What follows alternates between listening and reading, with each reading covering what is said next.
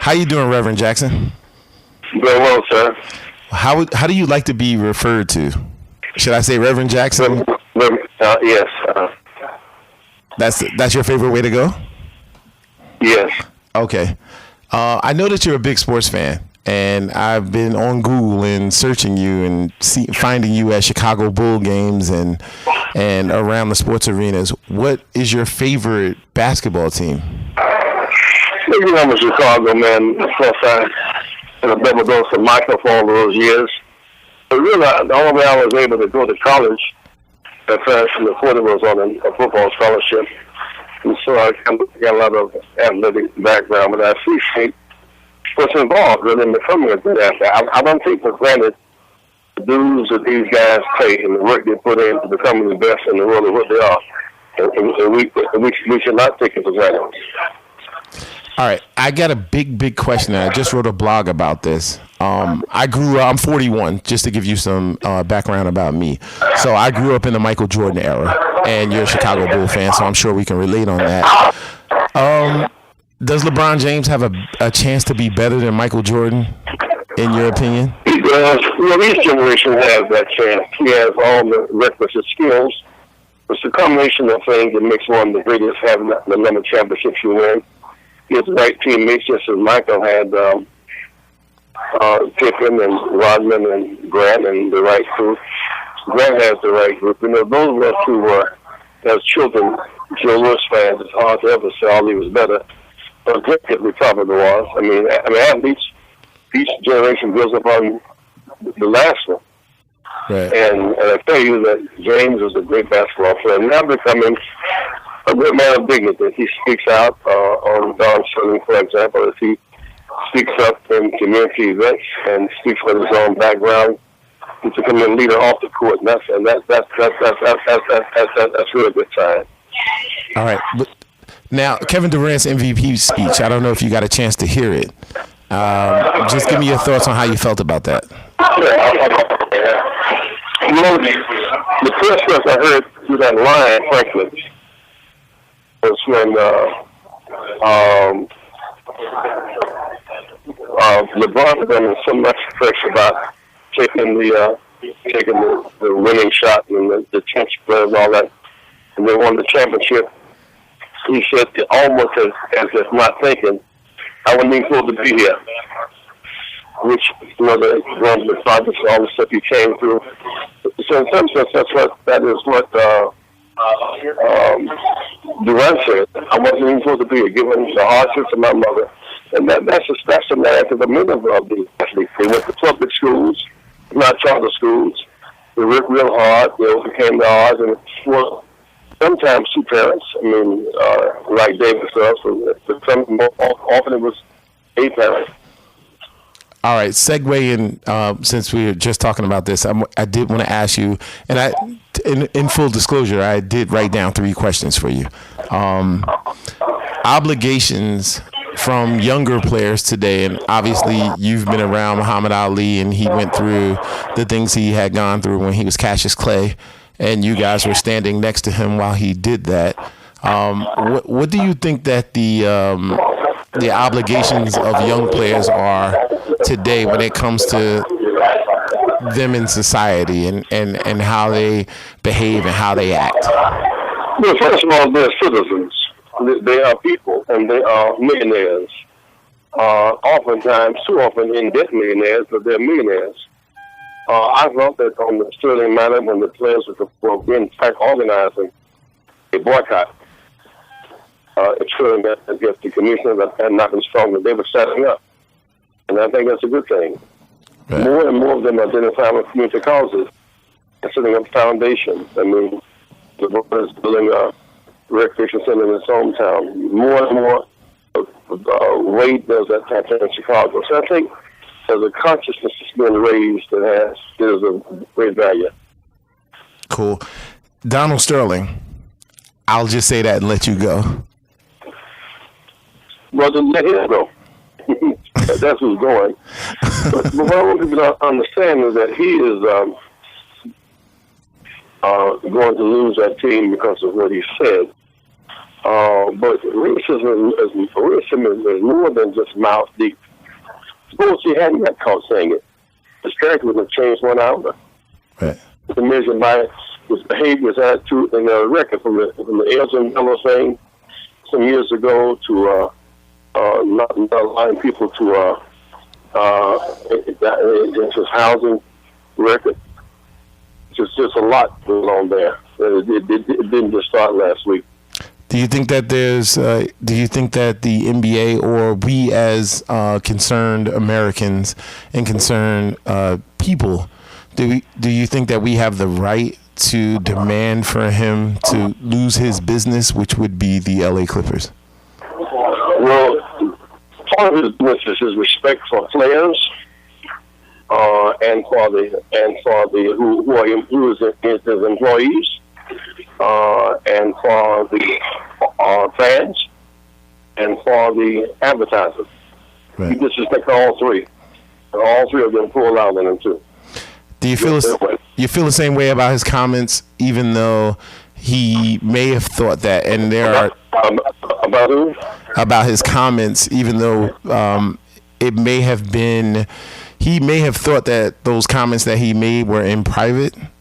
Do you feel the same way about him? He made a comment in private. Well, there's always a questionable issue about the question of privacy, but his attitude toward black people is fairly clear.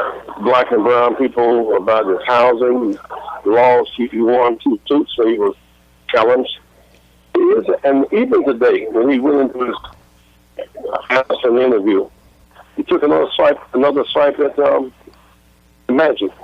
Right. Magic is not doing enough for him now. He doesn't deserve the status he has among other people. He can't turn it loose. Right. I feel you. I definitely feel you on that. Got a Jim Brown question for you, and then I'm gonna get into where you think your Chicago Bulls are gonna be. But let me ask you the Jim Brown question first.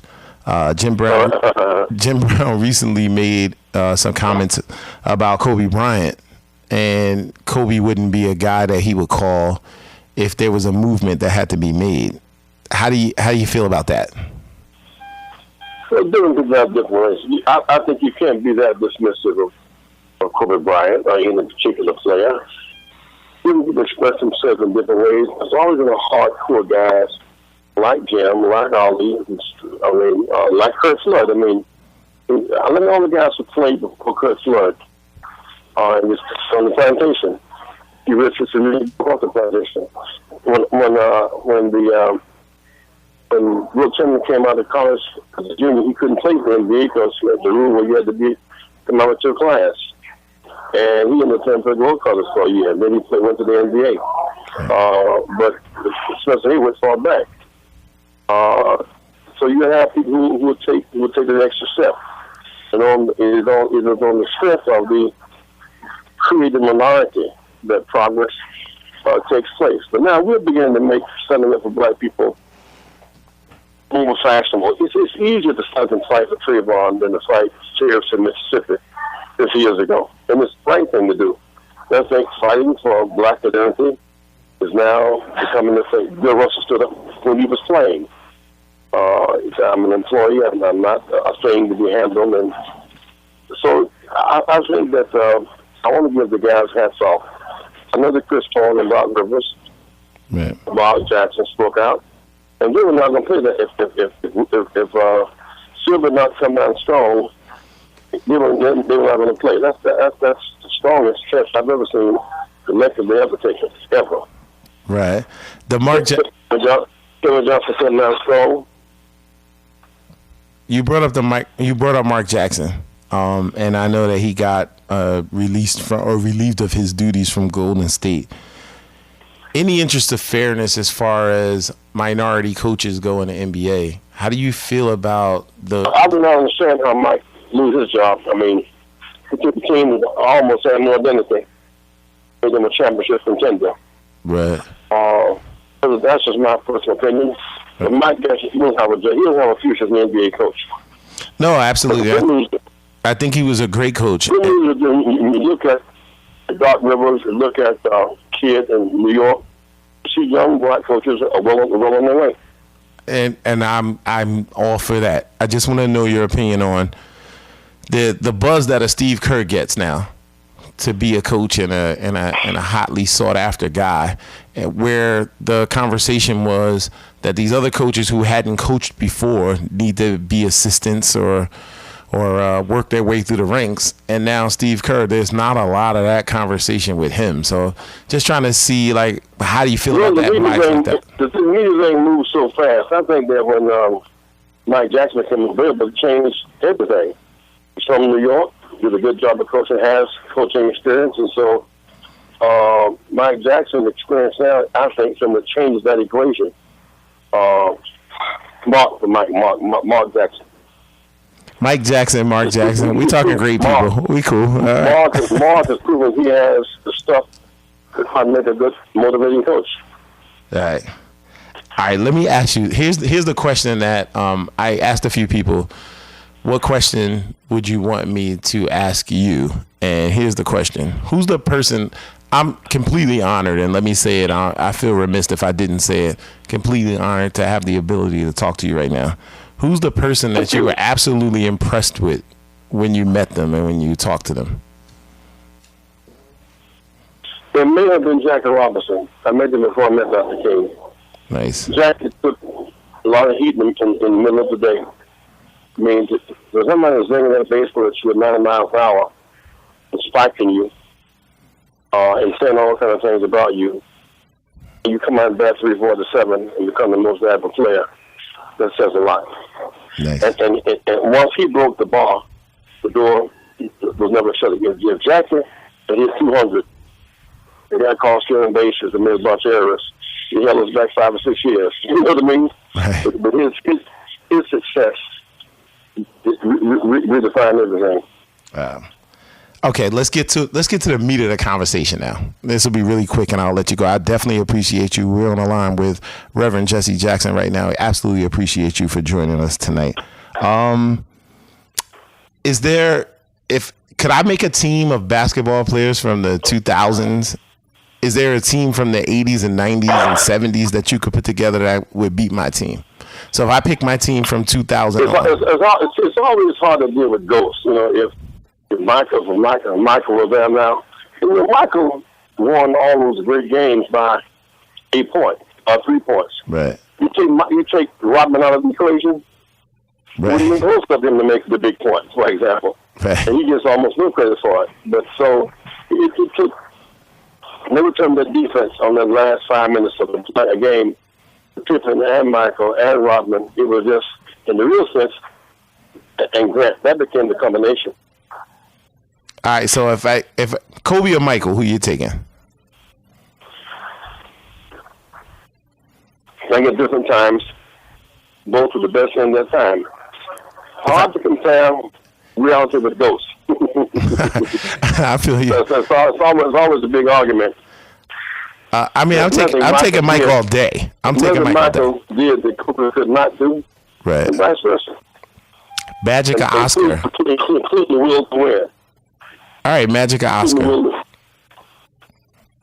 Magic or what? Or Oscar? Oscar. Ooh, really? Quickly? Wow, that's impressive. I'm always interested when I talk to people and understand, like, we respect, because whatever era we're from, we got to see that a little more. Oscar dominates this league. You've seen him play. Does he dominate this league today?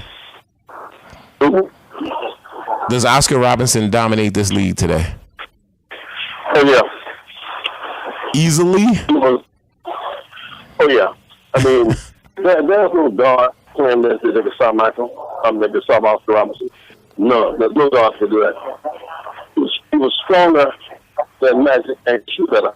I just want to wrap up and say thank you. So I just want to make sure everybody hears that. And if you have a Twitter handle or something. Well, I want people who want to follow what we're doing, because we do this work all the time. Okay. All right. On these issues, at Rev J Jackson, Twitter at Rev J Jackson. Follow us on Facebook. Follow Rev Jessie Jackson Senior. All right. So we can always stay in touch with each other as best we can. At Rev J Jackson Twitter, Follow me on Rev Jessie Jackson Senior. All right. Thank you, sir. Thank you for joining us. I appreciate you. I know you're heavy in transit right now. I absolutely appreciate you joining the show. And it was an absolute pleasure talking to you. And hopefully I get a chance to talk to you again. Let's do some more. Our convention is June 28th to July 2nd. That'll be a big athletic banquet, Life Beyond the Playing Field, on the day of July 1st. So please try to make it to Chicago, okay? Absolutely. Wait, are you inviting me to Chicago? I'll come. I'm inviting you right now. I'm coming to Chicago. Book it. That's what we're doing. Book that. I'm doing it. Absolutely. Appreciate meeting you. Appreciate you joining the show. And I will see you in Chicago. All right, buddy. All right. Thank you. Coming up next, we're talking NBA. We're talking taking your calls about the Rev, and we're doing everything else that we can do. We'll be back in 3 minutes.